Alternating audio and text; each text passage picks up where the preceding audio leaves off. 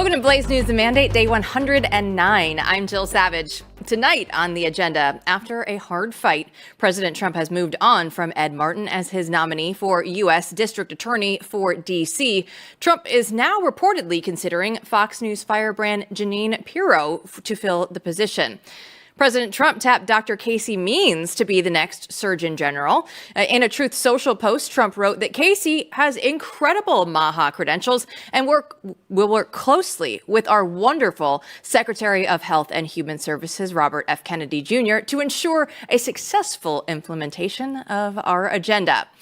Nicole Shanahan, though, is not a fan of this pick. She wrote on X that I was promised that if I support RFK Jr. in his Senate confirmation, that neither of these siblings would be working under HHS or in an appointment, and that people much more qualified would be. I don't know if RFK clearly lied to me or what is going on. Here she is with Glenn Beck earlier today. Casey Means is a founder of a company that does biometric harvesting. She's very close with many of the big data biometric harvesting companies in Silicon Valley. And this, I know several of these people. You do not want them running in a government position that is responsible for everybody equally. Meanwhile, Dr. Bhattacharya has taken steps to end biosecurity risks at NIH labs. He's ordered all work to stop at an infectious disease lab in Maryland because of its high risk factor. Trade negotiations across the world continue, and the UK is the latest country to come to the table. Trump shared the news of the agreement in a Truth Social post, writing, "The agreement with the United Kingdom is a full and comprehensive one that will cement the relationship between the United States and the United Kingdom for many years to come." Secretary of State Marco Rubio shared Trump's post on X, writing, "This is an important step towards fair and reciprocal trade with our partners around the world." And Trump spoke to reporters about what this deal is with the United Kingdom. Here's what he had to say. That's a low number. They made a good deal. Some will be much higher because they have massive trade surpluses, and in many cases they didn't treat us right. One thing with UK, they had somewhat closed, not like China as an example, but they always treated us with great respect. They treated us with great respect. The template of 10 is probably the lowest. Judicial Watch President Tom Fitton, who was on the show this week, just announced that the Trump administration is getting ready to release the audio from Joe Biden's interview with special counsel Robert Hur. And it's all thanks to a FOIA lawsuit that they filed, and they won. Border czar Tom Homan received the National Police Defense Foundation's Man of the Year award. Here's his reaction. I'll tell you what I told them. I'm going to take the award on behalf of President Trump. If there's a man of the year, it's President Trump.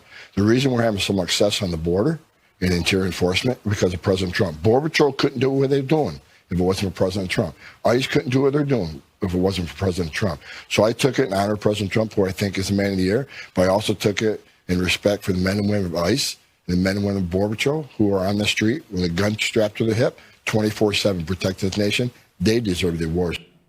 Finally, today is known as Victory Day for World War II per a presidential proclamation.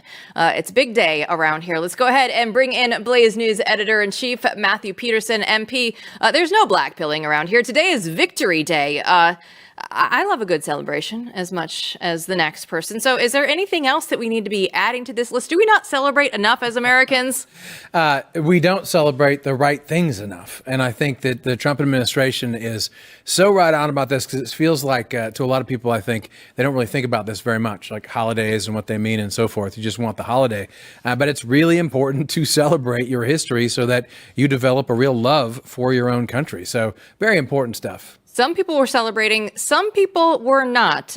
Casey Means for Surgeon General. This was a lightning rod on Twitter last night. So what do you make of Casey Means and just the conversation that is going around right now? So, look, I have a very thick skin for arguments about people who are nominated because I think it's really important that people in the party actually duke it out about who they think the best candidate should be. Obviously, no patience for those outside the coalition, but within the coalition, the MAGA Maha coalition, there are going to be disagreements, and disagreement is healthy.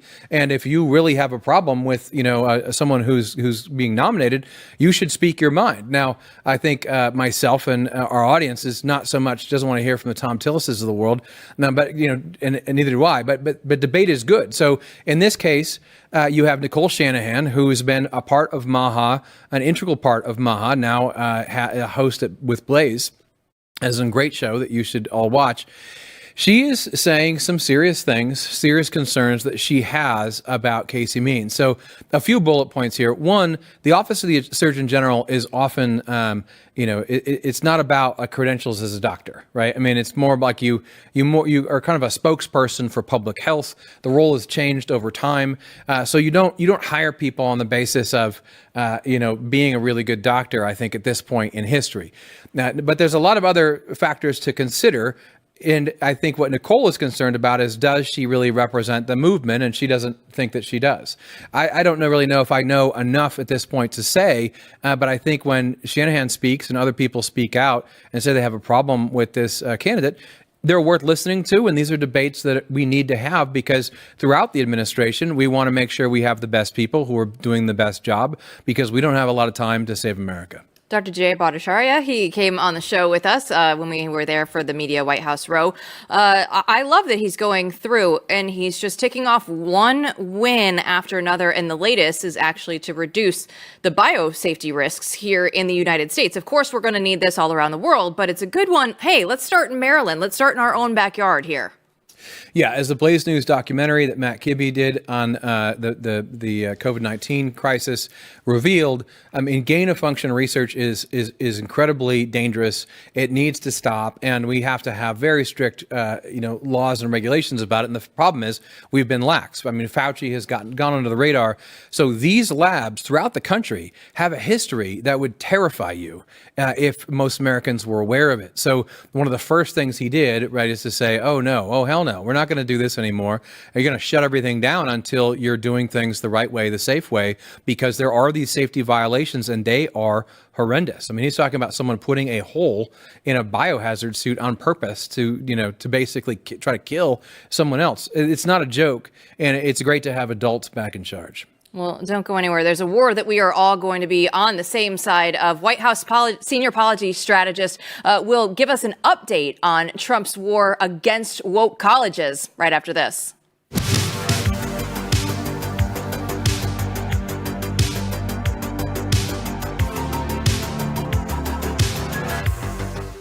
We know the conservatives are winning. We love winning. We love Victory Day as well. And we know right now we feel the momentum shifting, but there's still such a long ways to go. And this is exactly why Blaze TV exists, because we need to keep pushing right now more than ever. And we have all the great reporting and all the stories that the corporate media won't touch. So when you subscribe, you're not just watching Blaze TV, you're standing with a movement. And right now it's just $8 a month when you use my code BNT at checkout. So go to blazetv.com/BNT right now and use that promo code BNT to save $20 off an annual plan. Let's keep winning together. It's Blaze TV, unfiltered, unafraid, on demand. The Trump administration is waging an all-out war on woke American universities, and the Department of Education found the University of Pennsylvania violated Title IX. So Mailman, she's the senior White House policy strategist. She shared an update on X, and I love this because last week she says that Penn has 8 days left. Well, time has run out, and she joins us now. So May, thanks so much for coming back on the show. It was great to see you when we were in D.C. So what's going on with this fight for the University of Pennsylvania? Yeah, so the University of Pennsylvania, we launched a Title IX investigation at the very beginning of the administration. And Title IX protects women's equal opportunity. And if you have men competing against women, taking women's roster spots away, and if you have men in women's private spaces, women's locker rooms, women's bathrooms, you are not giving women equal opportunity. They don't have the equal opportunity to compete. They don't have equal safety. They don't have privacy. So this was a pretty easy investigation, and we did find that Penn has a Title IX violation. So the minimum of time that the Title IX regulations give you to give a university notice is 10 days. So we gave them the minimum of 10 days and said, you've got to tell us whether you're going to comply. And honestly, it's interesting because Penn could have immediately pulled a Harvard and said, how dare you accuse us of anything? And they haven't. They're waiting until the end. And so we're still trying to see whether Penn is going to say yes, say no, or ask for more time. But even Penn asking for more time, there's a lot of money frozen right now from Penn. So even them asking for more time is still it's harmful, I guess, to them while they try and figure out what to do. Well, you mentioned Harvard. Let's talk about that before we get into the big picture.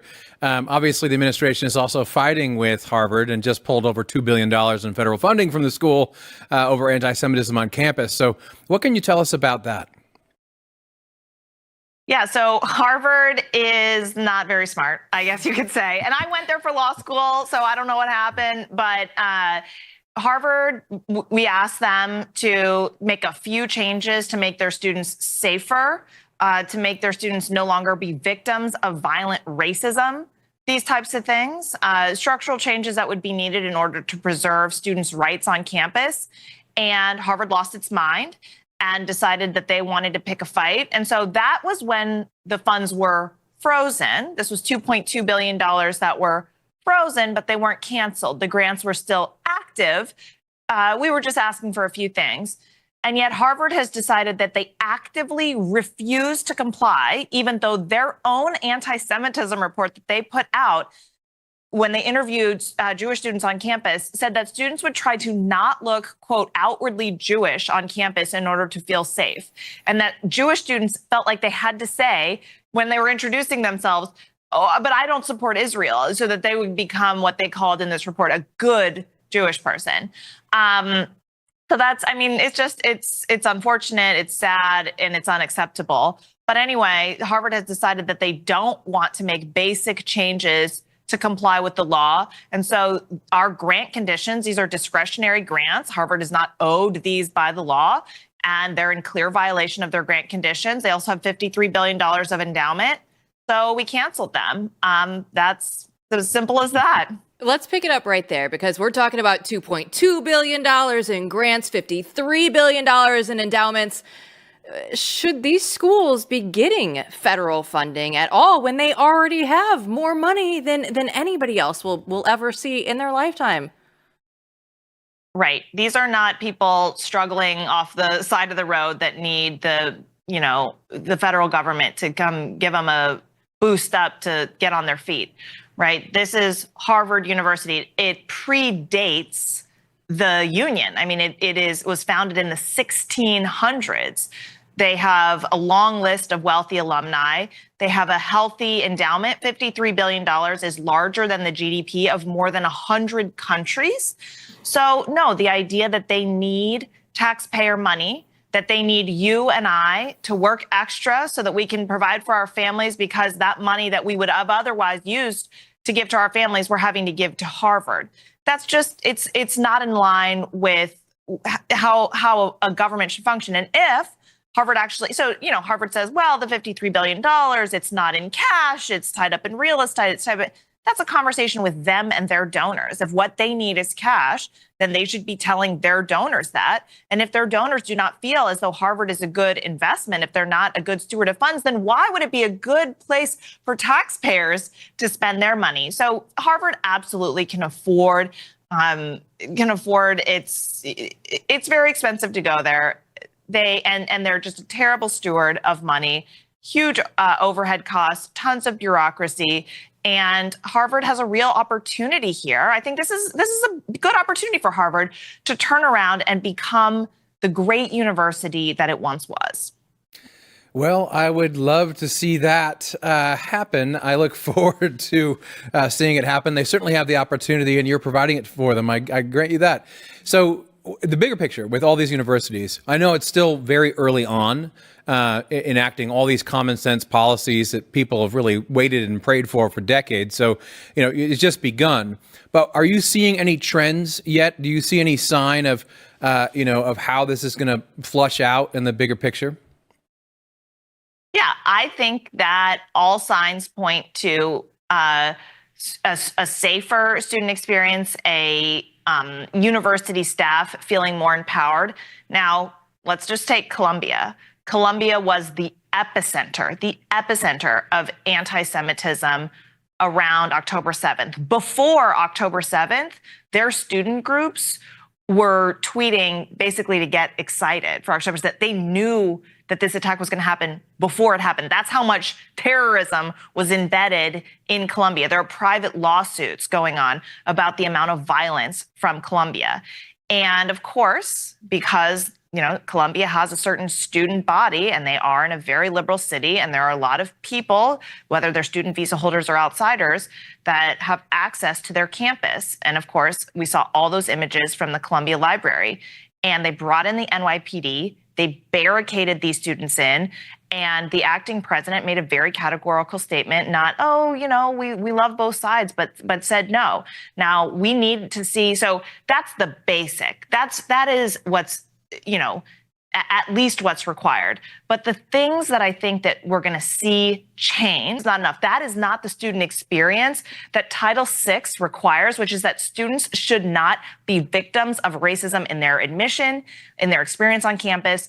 And so I think that is the type of change that you're going to see, is structural changes so that we don't have these instances in the Columbia Library to begin with. But at a minimum, we actually do see responses now, which is more than we saw during the Biden administration. May, when we were out there, we got to see you during White House Podcast Row, but we also got to talk to Dr. Jay Bhattacharya, who spent 39 wonderful years out at Stanford. And there's some really concerning things that are happening there right now, because actually a student journalist at Stanford just blew the lid off a major CCP espionage operation that's happening on campus. And it's according to a thread on X, the Stanford Review, Chinese intel gathering is alive and well. And student sources say that they're scared to even speak up about it. So how is something like this happening on a college campus right now? Right, because these universities are prioritizing finances, the money that they get from foreign students, rather than our national security. And so what we've asked from Harvard, and that we're going to continue to ask from other universities, is we want some more information about these student visa holders. And if you don't provide it to us, then you're not going to be participating in the student visa program, period. And universities are not going to be able to financially survive without access to the student visa program. I mean, they use it to pad their bottom line. But we need to have clear assurances. We need to have a lot of data about what is happening on campus with these visa holders. And if you're a university that doesn't provide it, then that's going to be the end of the pipeline for you. But another thing is not just the student visa holders, it's the money. It's the money that foreign countries are spending in our universities. There's already a law that says that there needs to be transparency, there needs to be disclosure about where this money is coming from, details about the money. And it hasn't really been followed before. The universities don't comply. So we signed an executive order basically holding universities to it. And same thing, if universities do not comply with our requests here, they're not going to have access to federal funding. There's a huge cleanup issue needed in our universities, and we are just at the very beginning of that. Before I even get to the next question, I have to say, I mean, I have waited my entire life to see this happen on these campuses, and I've worked, in education in a previous life, behind the scenes and in public, talking about this. And so this is, I think, for a lot of our audience, I can speak for them. I mean, this is just true American heroism right now. Like, this is exactly what needs to happen.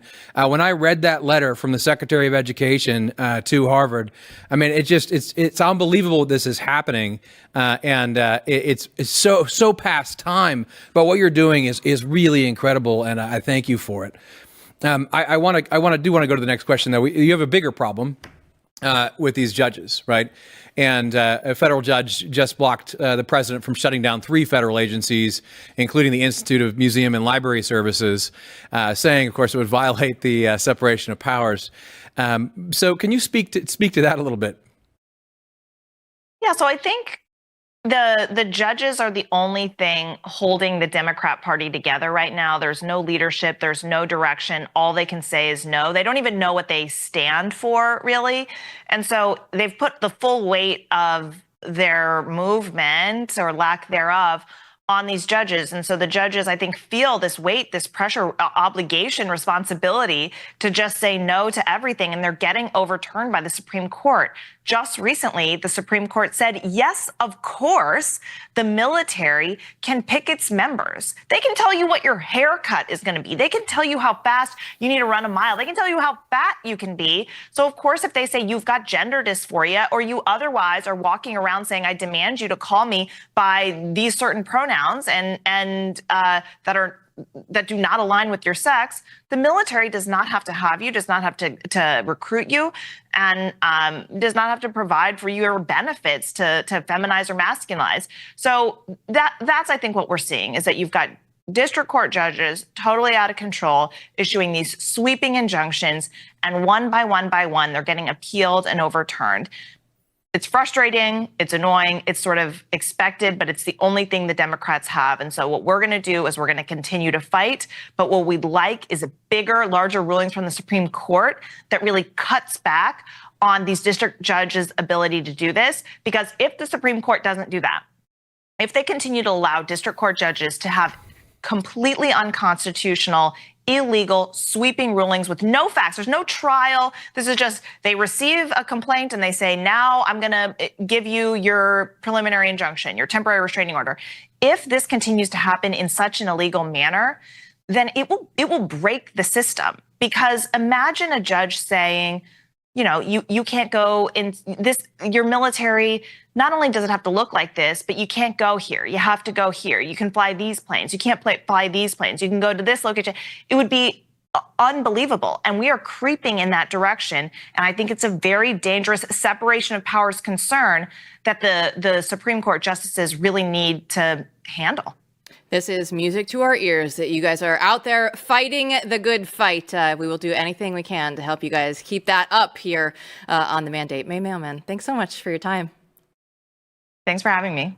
Don't go anywhere. Chris Bedford will explain the domino effect of Britain's trade deal with the U.S. right after this.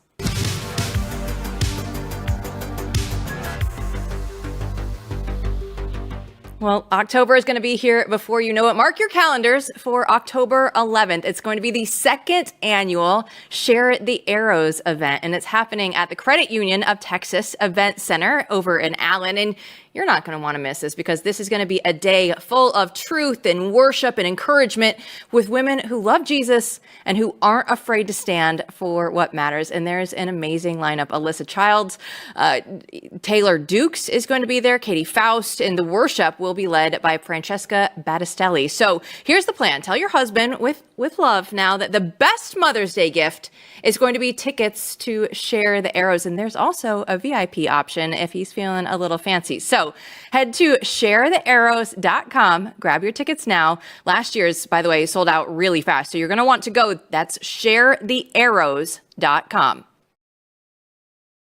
Donald Trump just sealed his first big trade deal of his second term, and it's with the UK. So what does this mean for the tariff war and the rest of the world watching? Blaze Media's own Chris Bedford is here to break it all down. So, Chris, first of all, what is this deal doing? What are we getting into right now with the tariff wars? What's the latest? Well, Britain's the first major power to actually get to the table and be able to negotiate something. which was not something that a lot of Capitol Hill watchers expected. Starmer was quick off the bat. I mean, no one actually thought that the new prime minister was going to get along with Donald Trump. He's a self-styled academic, left-leaning Englishman, but he actually did. He made a good impression very quickly. He said all the right things. You heard him on the phone call at the beginning of these negotiations. Essentially, he at one point, while kissing the ring of the president, also called him Donald, which I've not actually heard a lot of. Even in the privacy of the Oval Office, I don't think I hear people call him that. But I guess they were talking as peers there. And they came to a negotiation on this that got ahead of any of the Asian economies, got ahead of Israel, though it's supposedly close, got ahead of France and Germany, and actually figuring out some kind of trade negotiation. And the way the president explained it, and then Howard Lutnick explained it, is that this is a deal that gives Britain what it needs. Britain is kind of a fake world power. I mean, they've got a great history of being a phenomenal world power. At one point, the largest land empire on the planet.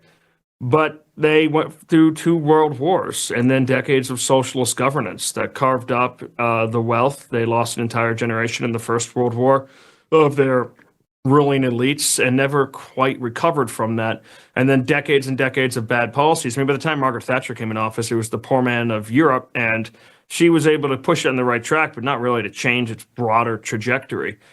It becomes, at this point in England, difficult to be able to afford even to maintain the small military that they still have. And this is an issue for them of national importance. So they had to come up with a deal that protected the British worker and the British economy.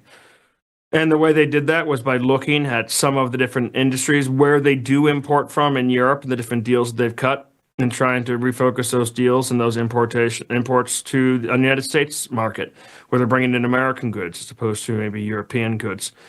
They made a carve out for some of the automobiles. The president put harsh tariffs on foreign automobiles, which totally makes sense given the fact that we import millions of foreign cars and at the same time can't even sell them. It's illegal to sell American cars in some of these markets. And other ones have massive tariffs that make it essentially untenable for people to buy them. So they rearranged that and they put a big tariff on foreign imports. But, myself included, people love Range Rovers. I don't know about Jaguar these days. I've kind of stepped in it a bit, but there's a love for English automobiles, despite the fact that their electrical work is complete garbage. So they made a carve out for about 100,000 vehicles to come in from England every year, or Britain every year, to only hit the 10% tariff mark and not anymore. So what was announced today was agreement. That doesn't actually mean that there's a trade deal. The deal is going to need to be hammered out. There's a handshake, there's a press conference, and now the nitty-gritty details are going to be hammered out. But that's the broad outline. And it's important to rack these up because the White House is understaffed. Everybody's overworked. Even if they are completely staffed, it would probably be impossible to negotiate as many deals as need to be negotiated on trade in order to actually properly recreate. Miller last week, what is the goal of the China tariffs? Is it to open up their markets or to isolate their economy? I think a lot of people would be rooting for the latter. I think that would be essential to the future of this country and securing another American century. But right now, it remains unseen what exactly the larger goal of this trade war is. And I tell you what, the president, at the end of the day, I guess, was pretty gracious because his deal with one of the most powerful Protestant countries on the planet was quickly overshadowed by news from Catholic Vatican City, which, if I recall, was the only territory in the world to be exempted from tariffs on Liberation Day. I might be wrong on that, but I do recall seeing that circulating. Well, Chris, it's always been amazing to me what you can get away with in a British accent, and calling the president Donald has to rank up there. Come on, old boy. Come on, Donald, old boy. I don't think he had a problem with it. You hear that, you hear your name in the accent, and Americans just go with it. So I do want to get to the Pope, by the way, in this interview. We need to talk about that with you. But the thing about this that it does do, at least in the narrative of the media business, is you've seen the legacy media has been yakking about how there are no deals. There are no deals. He's actually made no deals with no country. That's a theme even as late as last night. I was hearing. How does this impact, and set up the stage for actually getting a number of deals done that are going to be very complicated in the coming months? Well, there's a race to be first in line, and that's been taken, but there's still going to be a race to be second and third and fourth. The countries want to export to the United States. Companies want access to our technologies. Companies want to be doing business with us. It's good business. We have all the cards, essentially. We have the commanding heights of the global economy.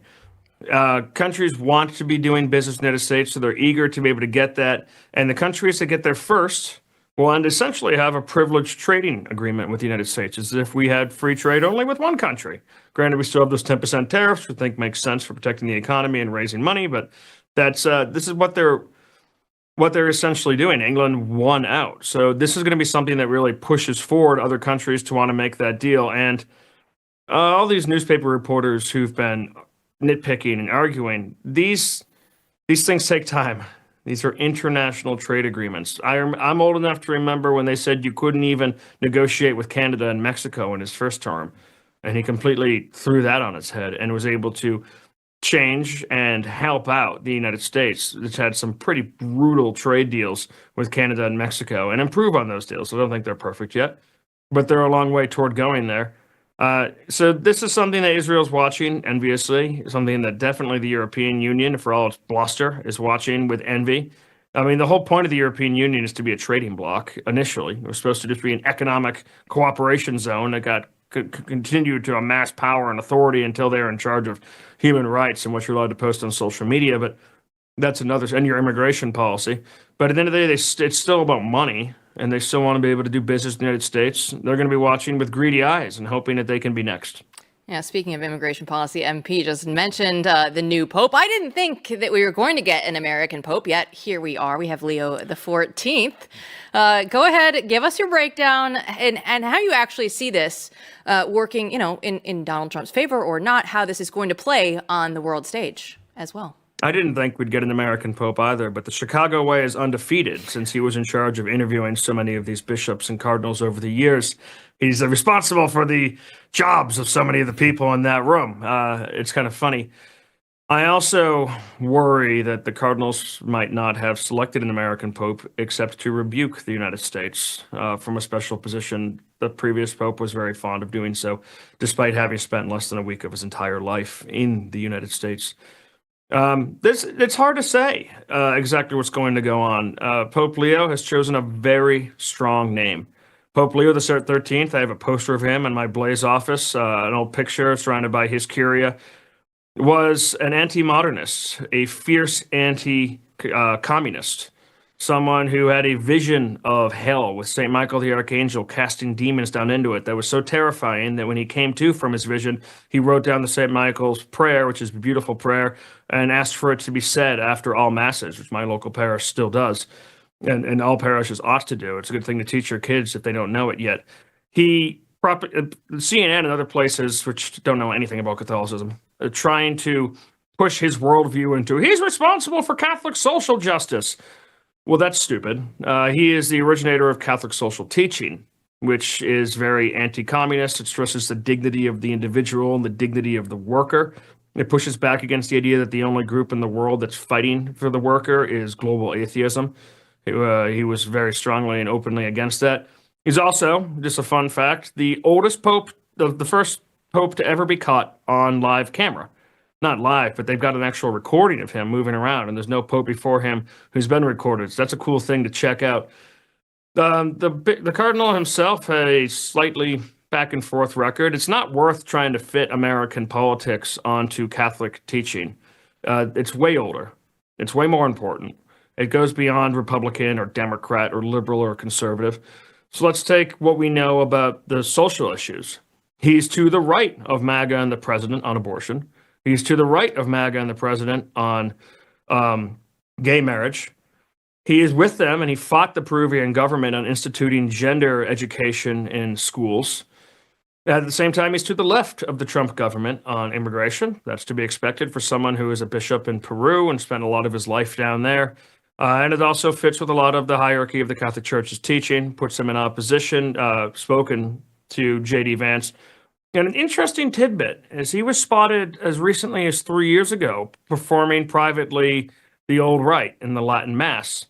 for a private mass. He wore full clerical garb out to his announcement, which is a break from Pope Francis, who of course broke from thousands of years of tradition, which is a good sign. He even as in the 80s and 90s was known as one of the lone priests who would perform the Latin Mass. He doesn't speak Latin fluently, but he can perform the Mass and can read Latin. And this is an interesting thing for those people who like the Latin Mass. There are some interesting aspects I was a little worried about in his interviews. Like he talked about how the Catholic Church can no longer simply rely on authority that doesn't make sense in the modern world. Of course, the authority was given by God, and it ought to be respected. You can't be too shamed by the modern secular world not taking God seriously. His authority certainly isn't diminished. And he also talks a lot about unity. So does unity to him mean what it meant to his predecessor, which was stamping out all of the traditionalists and stamping out the Latin Mass? This cardinal is friends with Cardinal Cupich, who I'll never speak ill of the Pope, but I will speak ill of Cardinal Cupich. He's an awful, awful, awful person. He was close with him, so that's kind of a worrisome thing. Cupich, however, extremely anti-Latin Mass. So you see all these hot takes on Twitter from people who aren't Catholic, or from people who aren't practicing Catholics, or from people who are Catholic. And it's hard to actually piece together what is really going to happen with our new Pope. He's 69 years old. So unless the Italians poison him, he's going to be around for 20 or so years. He's going to be a major fixture in the globe and a major fixture in the church. He also was selected by Pope Francis to be a part of his curia because he was from outside the curia. He was not stuck with the Velvet Mafia in Rome. And Pope Francis, who was an enemy of the Velvet Mafia in Rome, wanted him to be an outsider who would be disruptive. So maybe he brings that. And it's even hard to tell exactly, as cardinals are company men. They don't generally rise by disagreeing with the Holy Father, who they owe obedience to. They rise generally by being agreeable people, company people. So did the viewpoints that he expressed in 2013 or in 2015, which ones of those really came from his soul versus which one of those were serving the wishes of the Pope, who he served? Just like with Francis, time will tell. A great job of going through many of the positive highlights and facts that refute sort of the narrative that's emerging. Always look on the bright side. I have no doubt that we'll be talking about this a lot more, and we will see. I will say my own positive contribution to what you're saying is I have long said, whether they're on the left or right, if they actually had an American in there, it might give us a chance to clean house just on virtue of political structure alone, given that, although I love Italy and I love Rome and I love Italians, they don't have the best track record of governance in the last few hundred years. No, the Papal States were not great places to live as a peasant or a farmer in Italy. I mean, Italy didn't have restaurants until like the 1960s. It's an American tradition of Italian restaurants. The poverty of Italy was so astounding that when a former slave an author toured Italy after in his freedom, he said he'd never, ever, former slave, seen children in such destitution as he saw in Sicily. So the governance, not always there. I know the church wasn't in charge of Sicily at that time, but maybe an American could bring a little art of the deal. Yeah, that's maybe we'll be on the lookout. That's for sure. My favorite post on X today was Deep Dish defeats Pizza Balla. Bedford. We'll see you tomorrow. That's fantastic. Thanks so much. When we come back, we'll have your takes on Trump Surgeon General pick right after this.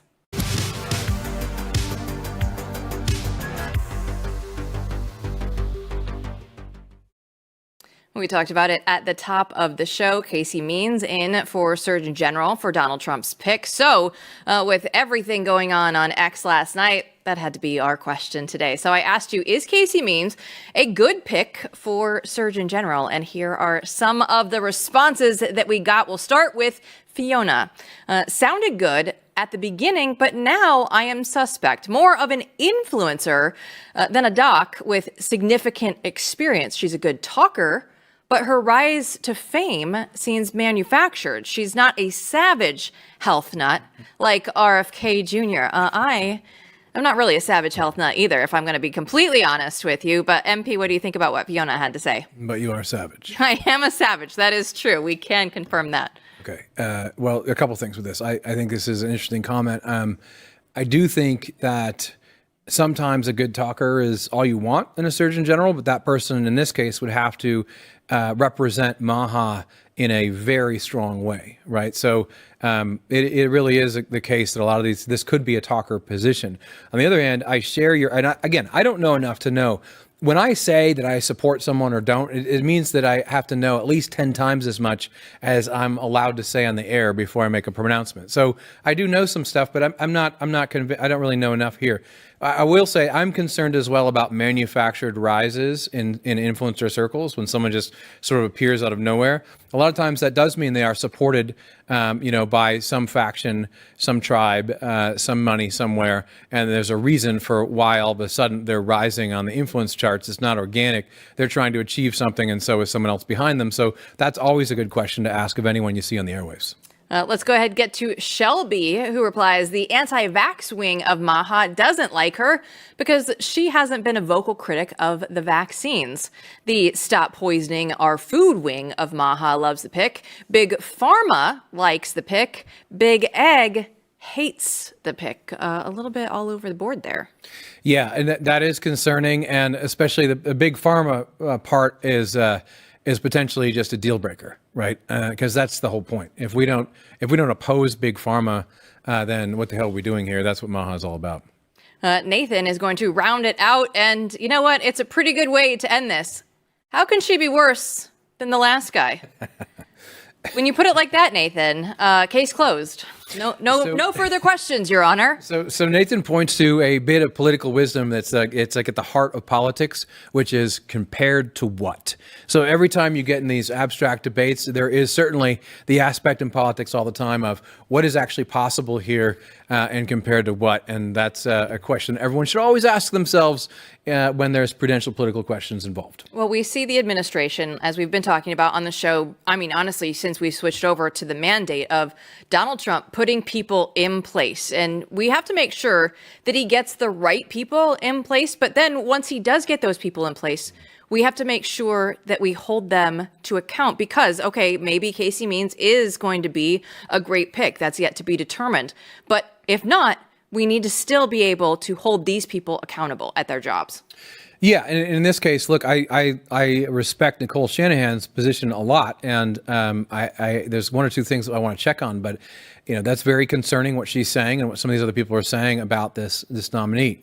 But the larger point I want to make is that it's good to argue about nominees and to argue about the job performance of people in the administration as it goes, because President Trump does want results, and administrations need the push and pull to represent you, the people. After all, that's what the mandate is all about. The mandate is about implementing the will of the people. And so this administration is very open to the coalition that supported it and brought it to its historic comeback win.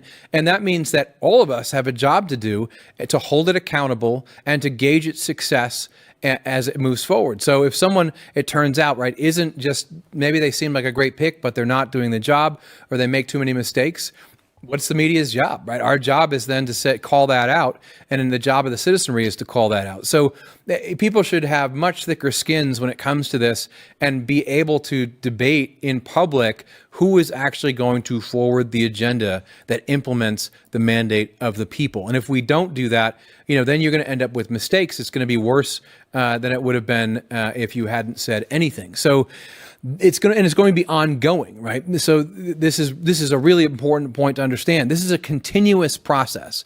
The governance doesn't stop, and we don't have a lot of time to save America and turn things around. We're already looking at 3 years and not 4, right? I mean, we're already thinking in those terms. So if in that situation, you need people who are going to be extremely effective at getting the job done. And here's the problem, ladies and gentlemen.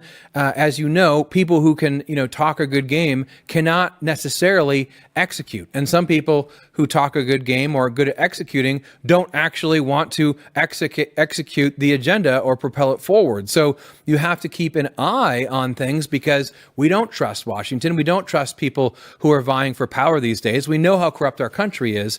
And this is not going to stop. So the effort to implement the mandate and hold the Trump administration accountable and support this movement will continue. And some good debate about who is a good nominee and who's doing a good job moving forward is healthy, and it's a sign that this is a winning coalition, not a losing one. Well, and I think that you can already see some of this pushback, right? Like, just go with the influencer thing, right? Kristi Noem has taken some flack on X for going out there and like the outfits that she's wearing versus the job that she's doing. Pam Bondi, I don't think that we need to go over that one. I think everyone pretty much knows what's happening with her. And then you get into the FBI, right? Dan Bongino and Kash Patel kind of get lumped together now on our side. You have a lot of pushback from our friends, the suspendables and whatnot, but there is still a push and pull right now. How much should we be giving them leeway, because it is still very new right now, and we have to remind ourselves of this, but also to the point of we need to hold them accountable for what is happening, right? It's still a very fine line because of the time, I feel like, that they've been in office. Yes. And so in most cases, you go with Reagan's old line, trust but verify. Give them the benefit of the doubt. I mean, who wouldn't give Dan Bongino the benefit of the doubt? If you're not doing that, I really don't trust you. I mean, Dan Bongino is leaving a lucrative job to go in there and actually try to solve problems, right?